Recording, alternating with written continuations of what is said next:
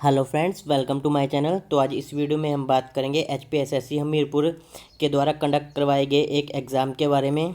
तो सबसे पहले तो मैं आपको ये बता दूं कि जो मेरे को ये एग्ज़ाम भेजा है वो भेजा है गौरव पटियाल ने, जो कि हमीरपुर डिस्ट्रिक्ट से हैं। तो उन भाई का थैंक यू, और आप भी उन भाई के लिए दुआ करना, क्योंकि ऐसे अच्छे लोगों की वजह से ही जो आपको स्टडी के लिए मटेरियल मिल पाता है। क्योंकि आपको जैसे मालूम ही होगा कि जो हाल ही में जो एग्ज़ाम हो रहा है सब में जो क्वेश्चन है वो रिपीट हो रहा है। तो कहीं ना कहीं आपके लिए एग्ज़ाम बहुत ही ज़्यादा कारगर सिद्ध होने वाले हैं। तो बाकी मैं आपको इस एग्ज़ाम के बारे में एक चीज़ और बता दूं कि जो ये एग्ज़ाम है ये होने वाला था 7 तारीख को। तो ये जो एग्ज़ाम होने वाला था 7 फरवरी को होने वाला था मॉर्निंग में। तो ये जो उस टाइम कैंसिल हो गया था। तो इसका जो पोस्ट कोड है वो 873 है, पोस्ट कोड 873।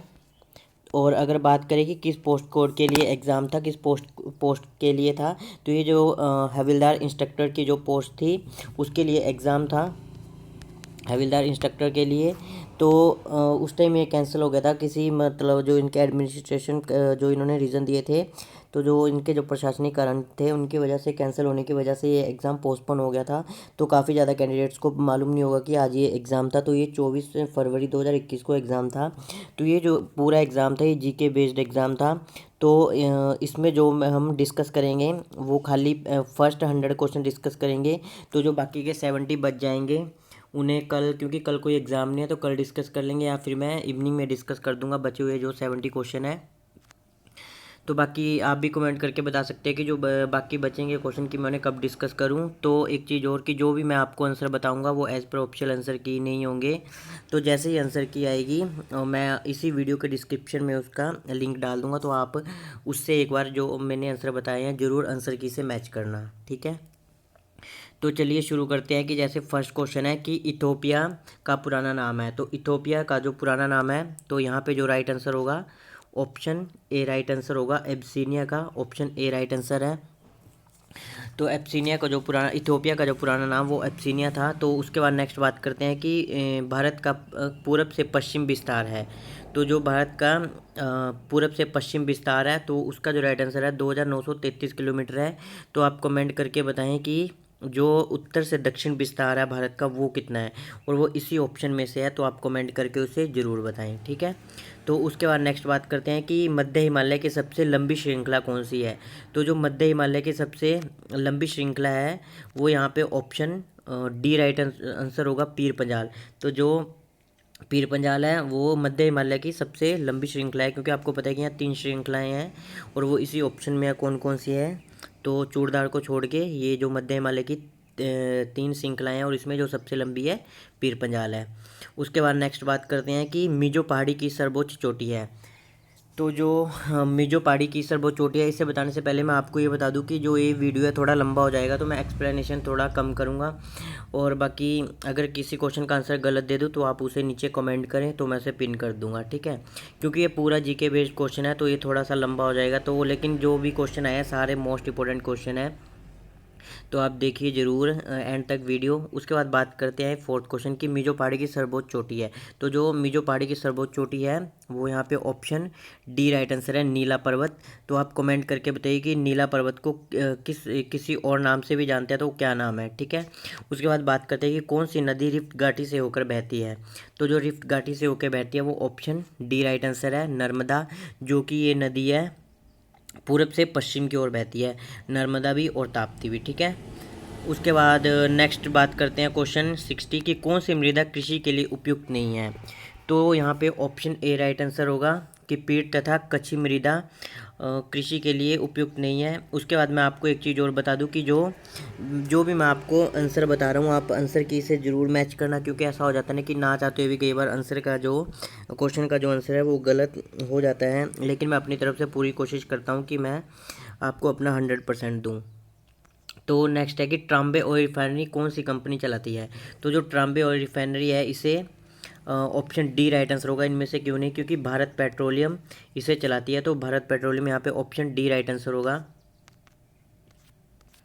उसके बाद नेक्स्ट क्वेश्चन है, तो ये जो क्वेश्चन है सीरियल वाइज नहीं है, तो अगर आप एडजस्ट कर सकते हो थोड़ा तो कर लो, क्योंकि यहाँ पे सीधा पीडीएफ ही ऐसे क्रिएट हुई है कि 7 से लेके 7 के बाद सीधा 23 शुरू हो गया है। तो जैसे नेक्स्ट क्वेश्चन है कि एक व्यापार नीति बनी होती है, तो जो एक व्यापार नीति बनी होती है ऑप्शन यहाँ पे ए राइट आंसर होगा, आयात और निर्यात नीति पे बनी होती है, एक्सपोर्ट और इम्पोर्ट पॉलिसी पे। तो जो नेक्स्ट क्वेश्चन है कि भूरी क्रांति संबंधित है, तो जो भूरी क्रांति संबंधित है ऑप्शन सी उर्वरक उत्पादन से है, फर्टिलाइजर प्रोडक्शन से, तो ऑप्शन यहाँ पे सी राइट आंसर होगा। उसके बाद नेक्स्ट बात करते हैं कि पूंजी बाजार संबंधित है, तो जो पूंजी बाजार संबंधित होता है ऑप्शन यहाँ पे बी राइट आंसर होगा, लॉन्ग टर्म फंड के लिए, दीर्घ अवधि ऋण के लिए होता है। तो यहाँ पे जो ऑप्शन बी राइट होगा, दीर्घ अवधि ऋण के लिए, ठीक है। उसके बाद नेक्स्ट क्वेश्चन है कि एड्स वायरस है, तो जो एड्स वायरस जो होता है, तो जो 26 है इसका ऑप्शन ए राइट आंसर होगा, जिसे सिंगल स्टैंडर्ड आरएनए बोलते हैं, अगर हिंदी में बात करें तो एकल तंतु आरएनए, ठीक है।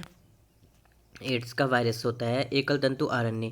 उसके बाद नेक्स्ट क्वेश्चन है कि गाजर का केसरी रंग होता है, तो गाजर का केसरी रंग होता है किस कारण होता है, तो उसमें कैरोटीन जो उपलब्ध होता है उसकी वजह से, जो मौजूद होता है उसकी वजह से ही गाजर का रंग केसरी होता है। तो उसके बाद नेक्स्ट बात करते हैं कि पादप का कौन सा भाग हमें केसर देता है, तो जो पादप का जो वर्तिका जिसे स्टिग्मा बोलते हैं तो हमें केसर देता है, तो ऑप्शन डी यहाँ पे राइट आंसर होगा। उसके बाद नेक्स्ट क्वेश्चन है कि डायनासोर थे, तो ये जो 28 ये भी रिपीटेड क्वेश्चन है और 29 भी रिपीटेड क्वेश्चन है। तो जो डायनासोर जो थे जो कि विलुप्त हो चुके हैं, तो ऑप्शन यहाँ पे सी राइट आंसर होगा कि सरीसृप है जो विलुप्त हो गए हैं, तो ऑप्शन सी यहाँ पे राइट आंसर होगा। तो उसके बाद नेक्स्ट बात करते हैं कि यहाँ से एक करंट अफेयर के क्वेश्चन है, तो आप इन्हें इनका जो आंसर है वो मैच कर लीजिए। मैं बाकी आपको बता देता हूँ कि जैसे 70 क्वेश्चन है कि हाल ही में सरकार द्वारा किस उद्योग को 6 माह के लिए लोकोपयोगी सेवा के तौर पर घोषित किया गया है, तो ये जो किया गया है ऑप्शन यहाँ पे ए राइट आंसर है, बैंकिंग के लिए। तो उसके बाद नेक्स्ट बात करते हैं कि प्रथम भारतीय प्रोटीन दिवस किस वर्ष मनाया गया था, तो जो प्रथम भारतीय प्रोटीन दिवस मनाया गया वो तो करंट अफेयर का क्वेश्चन है, तो आप इसे अगर ना भी पढ़ के गए तो भी आप लगा सकते हो कि इस हिसाब से इसका आंसर क्या हो सकता है। तो जो 71 का ऑप्शन डी यहाँ पे राइट आंसर होगा 2020 में। उसके बाद नेक्स्ट बात करते हैं कि भारत का super heavy weight +90 kg boxer जो हाल ही में ओलंपिक खेलों के लिए क्वालिफाइड हुआ है वो कौन है, तो ये जो है ऑप्शन यहाँ पे डी राइट आंसर होगा, सतीश कुमार। तो 70 का डी राइट आंसर है, सतीश कुमार जो है उन्हें चुना गया है। उसके बाद नेक्स्ट क्वेश्चन है कि नई पहल स्वदेश का एक उद्देश्य क्या है जो हाल ही में समाचारों में था, तो इसका जो उद्देश्य है वो 73 का बी राइट आंसर होगा, तो रोजगार सृजन, तो ऑप्शन बी यहाँ पे राइट आंसर है। उसके बाद नेक्स्ट बात करते हैं कि एशिया के लिए कॉमनवेल्थ शॉर्ट स्टोरी प्राइज 2020 प्रादेशिक अवार्ड किस भारतीय लेखक ने जीता है, तो ये जो जीता है कृतिका पांडे ने जीता, तो ऑप्शन ए यहाँ पे राइट आंसर होगा। उसके बाद नेक्स्ट क्वेश्चन है कि हाल ही में अंतरिक्ष यात्रियों को स्पेस में भेजने वाली प्रथम निजी स्पेस कंपनी कौन बनी है, तो ये जो बनी है स्पेस एक्स बनी है, तो ऑप्शन सी यहाँ पे राइट आंसर होगा। उसके बाद नेक्स्ट क्वेश्चन है कि हाल ही में वर्ष 2020 में एवरेस्ट की चोटी कहाँ तक पहुंचने वाले प्रथम सर्वेक्षण दल किस देश से थे, तो इसका जो राइट आंसर है वो ऑप्शन बी राइट आंसर होगा, भारत के। तो 76 का जो राइट आंसर है वो ऑप्शन बी है, भारत के थे जो हाल ही में 2020 में एवरेस्ट की चोटी तक पहुंचने वाले प्रथम सर्वेक्षण दल थे। तो इसका जो ऑप्शन बी राइट आंसर नहीं होगा, इसका जो ये नेपाल के थे, तो ऑप्शन यहाँ पे इसे करेक्शन कर लेना, ऑप्शन ए यहाँ पे राइट आंसर होगा, नेपाल के थे, तो ऑप्शन ए यहाँ पे राइट आंसर होगा। उसके बाद नेक्स्ट बात करते हैं 46 क्वेश्चन, तो ये HPGK का क्वेश्चन है, तो मैं आपको पहले बता चुका कि सीरियल वाइज क्वेश्चन नहीं है। उसके बाद है कि हिमाचल प्रदेश के प्रथम मुख्यमंत्री थे, तो हिमाचल प्रदेश के जो प्रथम मुख्यमंत्री थे वो डॉक्टर YS परमार थे, ऑप्शन ए यहाँ पे राइट आंसर होगा, जो कि सिरमौर डिस्ट्रिक्ट से संबंध रखते थे। उसके बाद नेक्स्ट क्वेश्चन है कि हिमाचल प्रदेश के किस जिले में सबसे अधिक लघु उद्योग है, तो हिमाचल प्रदेश के जो सबसे अधिक लघु उद्योग कांगड़ा में है, और अगर सबसे ज़्यादा इकाइयों की बात करें तो वो भी कांगड़ा में। अगर इस तरह पूछा क्वेश्चन, इस तरह पूछा जाए कि सबसे ज़्यादा औद्योगिक डिस्ट्रिक्ट कौन सी है, तब सोलन आएगा, अदरवाइज इन दोनों केस में आंसर डी ही रहने वाला है, कांगड़ा। उसके बाद नेक्स्ट क्वेश्चन है कि पिन पार्वती पहाड़ी चोटी मध्य प्रदेश के किस जिले में है? तो जो ये है कुल्लू में पड़ती है। अगर बात करें कि पिन पार्वती अभ्यारण्य, तो ये लाहौल स्पीति में पड़ता है, लेकिन अगर चोटी की बात करें तो वो कुल्लू में पड़ती है। तो 48 का ऑप्शन ए आंसर होगा। उसके बाद नेक्स्ट बात करते हैं कि यमुना नदी का वैदिक नाम है। तो यमुना नदी का जो वैदिक नाम है ऑप्शन कालिंदी है। उसके अलावा जो पूर्षणी है वो राबी का है, और जो चिनाब का अश्कनी है, और उसके बाद बात करें अर्ज किया है, तो आप कमेंट करके बताइए कि अर्ज किया किसका नाम है। बहुत ज़्यादा रिपीट होने वाला क्वेश्चन है ये। उसके बाद नेक्स्ट क्वेश्चन है कि 50 की हिमाचल प्रदेश के किस जिले में पंडोह झील स्थित है? तो जो मंडी में स्थित है, तो ऑप्शन सी यहाँ पे राइट आंसर होगा। उसके बाद नेक्स्ट बात करते हैं कि हिमाचल प्रदेश के किस स्थान में मुरांग दुर्ग स्थित है? तो जो मुरांग दुर्ग है ये पूह में स्थित है। एक बार चेक कर लेना कि पूह में ही है। बाकी मैंने बुक देखी नहीं है क्योंकि थोड़ा टाइम नहीं था, तो आप चेक कर सकते हो कि पूह में ही होगा, लेकिन जो इसका आंसर यही होना चाहिए कि पूह में है। उसके बाद नेक्स्ट बात करते हैं कि जसवां राशि राज्य का संस्थापक कौन है? तो जसवां राशि राज्य का जो संस्थापक है वो पूरब चंद थे, ऑप्शन ए। तो बाकी यहाँ पे और भी आंसर है, तो इनका जो अगर आप जवाब देना चाहें कि जैसे हरिचंद हो गया, अजयचंद, इन्होंने कौन से राशि राज्यों की स्थापना की थी, तो आप कमेंट जरूर करें। उसके बाद नेक्स्ट क्वेश्चन है कि दिल्ली के किस सुल्तान ने ज्वालामुखी मंदिर लूटा था? तो ये जो लूटा था फिरोज शाह तुगलक ने लूटा था। तो कमेंट करके बताएं कि कब लूटा गया था, क्योंकि ये भी पूछा जाता है। बाकी मैं आपको हिंट दे देता हूँ कि 1300 कुछ में, तो आप ज़रूर कमेंट करेगी। उसके बाद नेक्स्ट क्वेश्चन है कि पक्षी जो नल में तैरते हैं। तो यहाँ तो जो क्वेश्चन 53 के बाद यहाँ पे जो चले हैं, बाकी मैंने आपको बता दिया कि हम 100 तक ही डिस्कस करेंगे। जो 70 क्वेश्चन बच जाएंगे उन्हें इवनिंग में या फिर कल के दिन में, कल सुबह उसका वीडियो बना के डाल दूंगा। तो नेक्स्ट है कि पक्षी जो जल में तैरते हैं उनमें होता है। तो उनमें जो क्या होता है, जो तैरते हैं अपने जलित पैर की वजह से, जिसे बोलते हैं वेब्ड फीट की वजह से। तो ऑप्शन सी यहाँ पे राइट आंसर होगा, जलित पैर। नेक्स्ट बात करते हैं कि कौन सी सबसे मीठी शर्करा है? तो जो मीठी शर्करा है ऑप्शन डी फ्रुक्टोज है, कि जो फलों में पाई जाती हैं। उसके बाद नेक्स्ट बात करते हैं कि कौन सी बीमारी कमी के कारण होती है? तो जो आपको पता है कि यहाँ पे जो पीलिया है, अस्थमा है, सारे बैक्टीरिया की वजह से होते हैं, ठीक है। और जो सेल्स की कमी की वजह कैंसर भी होता है। लेकिन जो यहाँ पे इनका जो क्वेश्चन का जो पूछने का जो वे है वो ये है कि जो स्कर्वी है ये कमी के कारण होता है, कि किसी कमी। तो ये आपको पता है कि विटामिन सी की कमी के कारण होता है। तो ऑप्शन सी यहाँ पे राइट आंसर होगा। उसके बाद नेक्स्ट क्वेश्चन है कि किस विधि द्वारा सूर्य ऊर्जा से पृथ्वी की ओर यात्रा करती है? तो जो ये करते हैं रेडिएशन की वजह से, विकिरण, यहाँ पे ऑप्शन सी राइट आंसर होगा। तो बाकी आपसे एक रिक्वेस्ट है कि प्लीज़ आप चैनल को सब्सक्राइब भी करिए और बेल आइकन भी दबाइए, और जितना हो सके तो आप वीडियो को किसी के साथ शेयर भी करिए, जिससे कि किसी को इससे हेल्प मिले। तो नेक्स्ट क्वेश्चन है कि टेप रिकॉर्डर को निम्न में से किसके समीप नहीं रखा जाना चाहिए? तो वो चुंबक के समीप नहीं रखा जाना चाहिए, क्योंकि अगर रखते हैं तो आपको पता है कि वो अजीब सी साउंड करने लग जाता है। तो उसके बाद नेक्स्ट क्वेश्चन है कि मोटर कार में हेडलाइट की चमक को दूर करने के लिए, तो इसमें जो पोलराइड प्रयुक्त किए जाते हैं। तो ऑप्शन ए यहाँ पे राइट आंसर है। उसके बाद है कि तारतम्य पिच संवेदना जो निर्भर करता है, तो ये जो करता है आवृत्ति पे, क्योंकि साउंड से रिलेटेड है। तो ऑप्शन ए यहाँ पे फ्रीक्वेंसी के होगा। तो ऑप्शन ए आवृत्ति यहाँ राइट आंसर होगा। उसके बाद नेक्स्ट है कि एक पायलट को लक्ष्य को भेदन के लिए बम छोड़ना होता है, तो लक्ष्य से पहले छोड़ना होता है। तो ऑप्शन ए यहाँ पे राइट आंसर होगा। उसके बाद नेक्स्ट बात करते हैं 54 की बंगानी के युद्ध में। तो ये एचपीजी के क्वेश्चन है। तो बंगानी के युद्ध में 1686 ईस्वी में बिलासपुर के शासक भीमचंद को किसने हराया था? तो जो भीमचंद को हराया था गुरु गोविंद सिंह ने। तो ऑप्शन सी यहाँ पे राइट आंसर होगा। बाकी अगर आप व्हाट्सएप या फिर टेलीग्राम से हमारे साथ जुड़ना चाहते हो तो आपको लिंक मिल जाएगा डिस्क्रिप्शन में, तो आप उससे भी ज्वाइन कर सकते हो ग्रुप, क्योंकि उसमें भी काफ़ी आपके इंपॉर्टेंट नोटिफिकेशन और स्टडी मटेरियल भेजा जाता है, जो आपके लिए काफ़ी हेल्पफुल रहेगा। तो नेक्स्ट है कि शिमला नगर पालिका समिति की स्थापना किस वर्ष हुई थी? तो ये जो हुई थी 1852 में हुई थी। तो अगर एक्चुअली बात करें तो ये दिसंबर 1851 में हुई थी। तो ये ऑप्शन नहीं है, तो 1852 यहाँ पे राइट आंसर होगा। उसके बाद नेक्स्ट क्वेश्चन है कि कांगड़ा में अर्धकारी भूकंप कब आया था? तो ये जो भूकंप आया था 4 अप्रैल 1905 को आया था। तो यहाँ पे ऑप्शन ए राइट आंसर होगा। उसके बाद बात करते हैं कि एचपी यूनिवर्सिटी जो हिमाचल प्रदेश विश्वविद्यालय की स्थापना किस वर्ष हुई थी? तो ये जो हुई थी 1970 में हुई थी। तो जुलाई 1970, तो 1970 यहाँ ऑप्शन ए राइट आंसर होगा। उसके बाद बात करते हैं कि हिमाचल प्रदेश में कितने वन्यजीव अभयारण्य स्थित है? तो जो टोटल वन्यजीव अभयारण्य 32 है। उसके बाद नेक्स्ट बात करते हैं कि होली जल विद्युत परियोजना की कार्यकारी एजेंसी कौन सी है? तो होली जल विद्युत परियोजना की कार्यकारी एजेंसी एनएचपीसी है। तो बाकी आपसे एक रिक्वेस्ट है कि अगर किसी के पास इन की जो कोई भी हिमाचल प्रदेश में कोई सी भी जल विद्युत परियोजना चल रही है और उनकी कार्यकारी एजेंसी कौन सी है, तो इस प्रकार की अगर किसी के पास नोट्स है या फिर कोई लिस्ट पड़ी है तो आप मुझे प्लीज़ व्हाट्सएप करिए, क्योंकि बहुत ज़्यादा ज़रूरत है कैंडिडेट्स को इनकी। अगर कोई चाहता है हेल्प करना, क्योंकि अगर आप किसी का भला करोगे तभी खुद ही आपका भला होगा। तो आप प्लीज़ लिस्ट को ज़रूर सेंड करना ग्रुप से मेरा नंबर लेके कि एडमिन पे क्लिक करके, क्योंकि कुछ कैंडिडेट बोलते हैं कि आपने ग्रुप में सिर्फ वही मैसेज कर सकता है कि जो एडमिन है। तो आप वहाँ से मेरा नंबर लेके मुझे पर्सनली मैसेज कर सकते हो, ऐसा कोई इशू नहीं है। तो उसके बाद नेक्स्ट बात करते हैं कि हिमाचल प्रदेश में कितने घरेलू वायुपतन कार्यशील है। तो हिमाचल प्रदेश में 3 घरेलू वायुपतन कार्यशील है, क्योंकि एक भी हिमाचल प्रदेश में बात करें कि एक भी इंटरनेशनल एयरपोर्ट नहीं है। तो ये जो 3 है, अगर मैं आपको जल्दी जल्दी बताऊं तो जो जुब्बड़हट्टी है जो कि शिमला में पड़ता है, और जो गग्गल है कांगड़ा में पड़ता है, और जो भुंतर है कुल्लू में पड़ता है। तो जो भुंतर है वो सबसे छोटा है जो कुल्लू में पड़ता है, और जो सबसे बड़ा है वो गग्गल कांगड़ा का है। तो नेक्स्ट बात करते हैं कि एशिया का अड़ुपीच का कटोरा है। तो एशिया का जो अड़ुपीच का सिरमौर का राजगढ़ है जो कि उपसंभाग है। उसके बाद नेक्स्ट बात करते हैं, ये क्वेश्चन है तीसरी से चौथी बार एग्जाम में देखने को मिल रहा है। उसके बाद नेक्स्ट क्वेश्चन है कि हिमाचल प्रदेश के किस स्थान पर एशिया का सबसे बड़ा कार्प फिश फार्म स्थित है। तो वो बिलासपुर के देवली में, ऑप्शन ए यहाँ पे राइट आंसर होगा।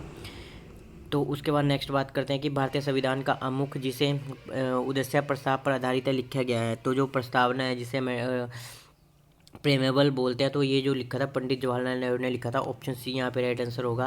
क्योंकि जब संविधान सभा चल रही थी तो पूछा था कि संविधान का उद्देश्य क्या है, तो उस टाइम ये उद्देश्य प्रस्ताव पंडित जवाहरलाल नेहरू ने सौंपा था, और उसके बाद जो अपना काम करना शुरू कर दिया था संविधान सभा ने। उसके बाद नेक्स्ट है कि भारतीय संविधान का कौन सा भाग भारत के राज्य क्षेत्र से जुड़ा है। तो भारत का जो राज्य क्षेत्र से जुड़ा भाग 1 है। तो बाकी एक चीज़ मैं आपको बता दूं कि कैंडिडेट बोलते हैं कि आप एक क्वेश्चन के साथ जो काफ़ी एक्सप्लेनेशन दिया करो। तो अगर मैं इस तरह एक्सप्लेनेशन देना शुरू कर दूं कि भाग 2 किससे संबंधित है, भाग 3 किससे संबंधित है, भाग 4 किससे संबंधित है, तो इससे ऐसा हो जाएगा ना, क्योंकि बुक्स में सब कुछ दिया है। जब तक आप बुक्स नहीं पढ़ोगे या किसी टॉपिक को नहीं पढ़ोगे अच्छे से, तब तक आप उसे रट के नहीं जा सकते हो। तो आपको पढ़ना ही पड़ेगा। तो अगर मैं यहाँ पे आपको हर एक चीज़ एक्सप्लेनेशन देना शुरू कर दूँ तो उससे वीडियो लंबी हो जाती है और कोई वीडियो नहीं देखता है। तो जो भी आपके लिए मैं करता हूँ, नॉलेज शेयर करता हूँ, वो आप जो भी नॉलेज शेयर करता हूँ वो किसी काम की नहीं रहती है। तो इस वजह से जो कि है, मैं मुझे लगता है कि मुझे ये शेयर करना चाहिए किसी चीज़ के बारे में, तो मैं वही बताता हूँ। बाकी अदरवाइज़ वीडियो लंबी नहीं होनी चाहिए। उसके बाद बात करते हैं कि आंध्र प्रदेश का पुनर्गठन करके किस राज्य का निर्माण हुआ था। तो जो 2014 में तेलंगाना हुआ था, तो ऑप्शन डी यहाँ पे राइट आंसर है। उसके बाद बात करते हैं कि राज्यसभा सदस्य बनने के लिए आवश्यक न्यूनतम आयु कितनी है। तो राज्यसभा सदस्य बनने के लिए न्यूनतम आयु 30 वर्ष है। और अगर बात करें कि 25 वर्ष होती है लोकसभा सदस्य बनने के लिए, और जो 21 वर्ष होती है पंचायत चुनाव के लिए उम्मीदवार बनने के लिए। उसके बाद नेक्स्ट बात करते हैं, और 35 वर्ष आप कमेंट करके बताएं कि किसके लिए होती है। तो नेक्स्ट क्वेश्चन है कि भारत के एकमात्र प्रधानमंत्री जिनका जन्म स्वतंत्रता के पश्चात हुआ था। तो जो माननीय प्रधानमंत्री नरेंद्र मोदी जी है, इनका जन्म ही 1950 में हुआ था। एग्जैक्ट डेट तो नहीं मालूम है, लेकिन 1950 में हुआ था। तो यहाँ पे राइट आंसर ऑप्शन डी होगा। तो उसके बाद नेक्स्ट बात करिए, भारत के किस मुख्य न्यायाधीश के कार्यकाल में जनहित याचिका की शुरुआत हुई थी, PIL के बारे में। तो जो यहाँ पे ऑप्शन ए राइट आंसर है, न्यायाधीश PN भगवती। अगर किसी ने PIL के बारे में पढ़ा है तो अगर तो भी ठीक है, अगर नहीं पढ़ा तो पढ़ के देखना, काफ़ी ज़्यादा इंटरेस्टिंग है जो पॉलिटी में इंटरेस्ट रखते हैं। उसके बाद नेक्स्ट है कि सार्वजनिक खजाने का संरक्षण कौन है। तो जो सार्वजनिक खजाने का संरक्षक होता है वो होता है ऑप्शन डी यहाँ पे राइट आंसर होगा, भारत के नियंत्रक एवं महालेखा परीक्षक। तो नेक्स्ट है कि हाल ही में किस देश ने यहाँ पे करंट अफेयर दोबारा आ गए हैं क्योंकि सीरियल वाइज एग्जाम नहीं लगा है। तो हाल ही में किस देश ने पाकदा नामक प्रथम स्टेल्थ बॉम्बर विकसित करना प्रारंभ किया है। तो ये जो किया है 77 का, जो यहाँ पे राइट आंसर होगा ऑप्शन बी राइट आंसर होगा, sorry option B right answer होगा, रूस। तो उसके बाद नेक्स्ट बात करते हैं कि which is different from the rest. तो यहाँ पे जो है ये रीजनिंग क्वेश्चन है, बाकी मैंने सॉल्व नहीं करूँगा। अगर कोई करना चाहता है तो आप कर सकते हो। तो आप वीडियो पॉज करके इन्हें नोट करके आप इन्हें सॉल्व कर सकते हो।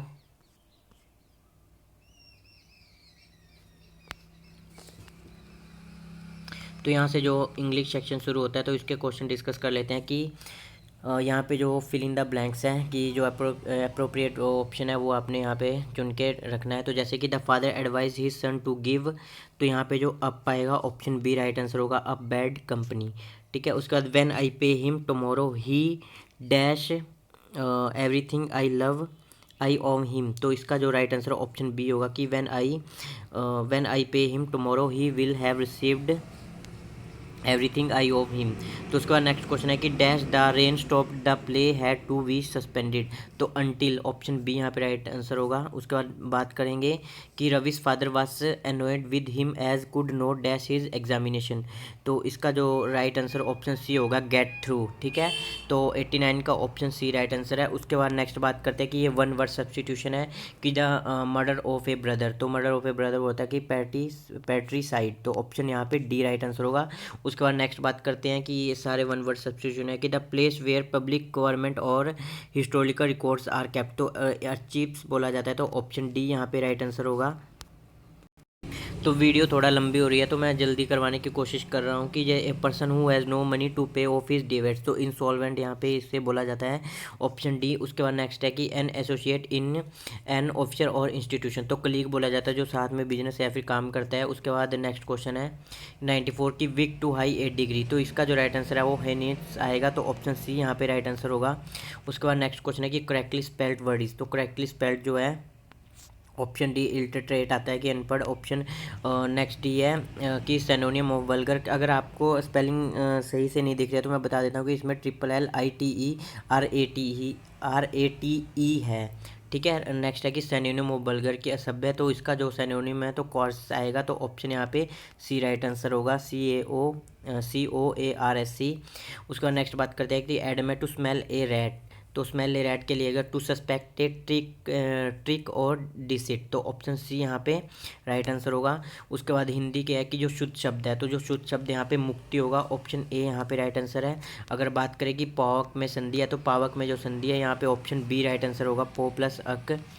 उसके बाद है कि काज का तत्सम है, जो तत्सम की सम संस्कृत के समान, तो ऑप्शन ए यहाँ पे काज का कर्म रहेगा। और सुनार का स्त्रीलिंग की अगर बात करें तो सुनार का स्त्रीलिंग ऑप्शन डी होगा, सुनारिन, ठीक है, सुनारिन होगा, तो ऑप्शन डी ही होना चाहिए।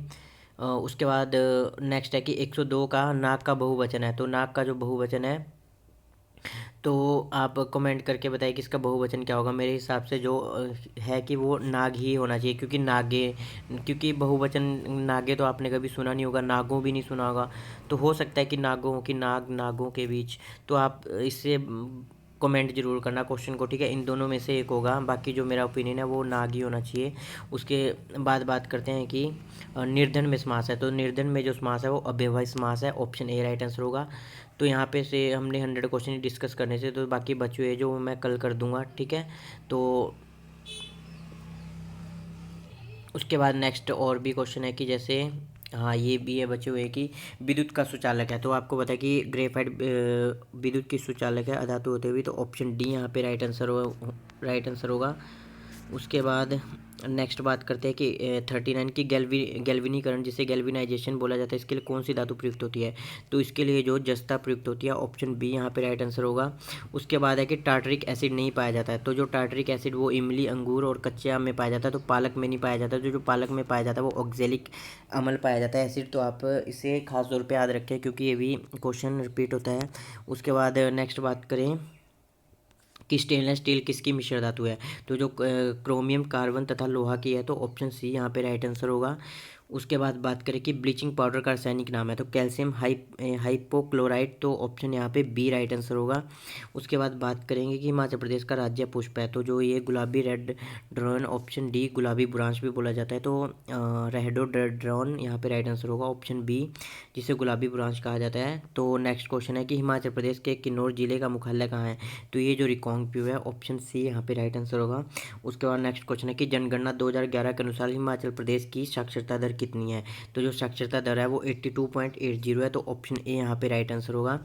उसके बाद भी अभी क्वेश्चन बचे हुए हैं, तो बाकी जो 70 है वो मैं शाम को या फिर कल सुबह ही डाल दूंगा। तो यहाँ पे आ जाएगी जैसे 15 है कि भारतीय राष्ट्रीय कांग्रेस का निर्माण किस वर्ष हुआ था, तो ये जो हुआ था 1885 में हुआ था। तो आप कमेंट करके बताएं कि जो पहला अधिवेशन था भारतीय राष्ट्रीय कांग्रेस का वो कहाँ हुआ था, ठीक है। उसके बाद नेक्स्ट है कहाँ हुआ था और किस डेट को हुआ था, ये दोनों क्वेश्चन पूछे जाते हैं। उसके बाद है कि अफगानिस्तान की राजधानी है, तो जो अफगानिस्तान की जो राजधानी है वो काबुल है। उसके बाद बात करते हैं कि विश्व का सबसे बड़ा क्षेत्रानुसार देश कौन सा है, जो सबसे बड़ा क्षेत्रानुसार देश रूस है। अगर जनसंख्या के हिसाब से बात करें तो यहाँ पे ऑप्शन रूस होगा। अगर जनसंख्या के हिसाब से बात करें तो आपको पता ही होगा कि कौन सा देश है, तो वो चीन है। उसके बाद नेक्स्ट बात करते हैं कि एक बंद अर्थव्यवस्था है जो, तो रिपीटेड क्वेश्चन है। तो जो दूसरे देशों के साथ व्यापार नहीं करती है उसे बंद अर्थव्यवस्था बोला जाता है, कि जिस देश का ना किसी के साथ आयात निर्यात नहीं करता है, व्यापार नहीं करता है। तो नेक्स्ट क्वेश्चन की बात करते हैं कि स्फीति घटित होती है जब समग्र आपूर्ति, तो जो समग्र मांग में से कमी, क्योंकि जब हमें कम वस्तु के लिए ज़्यादा पे करना पड़ता है, ज़्यादा पैसे देने पड़ते हैं, तो उसे ही स्फीति बोलते हैं, इन्फ्लेशन बोलते हैं। उसके बाद नेक्स्ट क्वेश्चन है कि किसी देश में उत्पादित कुल वस्तु तथा सेवाओं का मूल्य उसकी मतलब ग्रॉस डोमेस्टिक प्रोडक्ट, तो यहाँ पे होता है ऑप्शन ए राइट आंसर होगा जीडीपी। उसके बाद बात करते हैं कि एक उच्च वैधानिक तरलता का अनुपात है, तो ये जो अनुपात होगा increase supply of cash, option C यहाँ पे राइट आंसर होगा, एसएलआर बोलते हैं जिसे। नेक्स्ट बात करते हैं कि भारत में निम्न में से कौन सा कर राज्य सरकारों द्वारा वसूला जाता है, तो ये जो वसूला जाता है मेरे हिसाब से यहाँ पे ऑप्शन बी होना चाहिए। तो बाकी आप कमेंट करके बताइए कि ए तो नहीं होगा, क्योंकि एग्जीक्यूटिव, बाकी कस्टम टैक्स भी नहीं होना चाहिए निगम का, तो पूंजी लब्धि कर, ये शायद जो घर वगैरह बेचते हैं उनसे रिलेटेड होता है। तो आप कमेंट जरूर करें इससे, बाकी कल आंसर की आ जाएगी तो उससे ज़रूर मैच करें। तो नेक्स्ट है कि हिमालयन पिलग्रीज पुस्तक किसने लिखी थी, तो ये जो लिखी थी बी एन दत्तार ने लिखी थी, तो ऑप्शन बी यहाँ पे राइट आंसर होगा। उसके बाद है कि हिमाचल प्रदेश के किस जिले के लोगों द्वारा चंबा लोक नृत्य किया जाता है, तो ये जो किया जाता है लाहौल स्पीति के लोगों के द्वारा किया जाता है, तो ऑप्शन ए यहाँ पे राइट आंसर होगा। उसके बाद बात करें कि हिमाचल प्रदेश के किस स्थान में पत्थर का खेल मनाया जाता है, तो जो ये पत्थर का खेल मनाया जाता है हलोग में मनाया जाता है, शिमला के हलोग में, तो ऑप्शन सी यहाँ पे राइट आंसर रहेगा। उसके बाद है कि हिमाचल प्रदेश के किस स्थान पर मनु मंदिर है, तो ये एकमात्र मंदिर है जो कि कुल्लू के मनाली में स्थित है, तो ऑप्शन डी यहाँ पे राइट आंसर होगा। उसके बाद बात करते हैं कि भाई हिरदाराम हिमाचल प्रदेश के किस जिले से संबंधित है, तो ये मंडी से संबंधित है, ऑप्शन ए राइट आंसर है। उसके बाद ये करंट अफेयर के दो क्वेश्चन है कि किस भारतीय राज्य का राष्ट्र दिवस हाल ही में 1 अप्रैल को उत्कल दिवस के तौर पर मनाया गया है, तो ये जो मनाया गया है 68 का ऑप्शन बी होगा, उड़ीसा में। तो उसके बाद नेक्स्ट बात करते हैं कि हाल ही में एशिया के किस देश ने कोरोना वायरस के चलते आपातकाल की स्थिति घोषित की है, तो ये जो जापान ने की है। तो आज ये हमारे 100 क्वेश्चन पूरे होते हैं, तो जो बाकी बचे हुए 70 क्वेश्चन हैं उन्हें मैं शाम को या फिर कल सुबह ही उसका वीडियो डाल दूंगा, क्योंकि वीडियो यहाँ पे लंबी हो रही है। तो बाकी आपसे रिक्वेस्ट है कि प्लीज़ आप चैनल को सब्सक्राइब करिए और बेल आइकन भी दबाइए। तो इस वीडियो में इतना ही, धन्यवाद।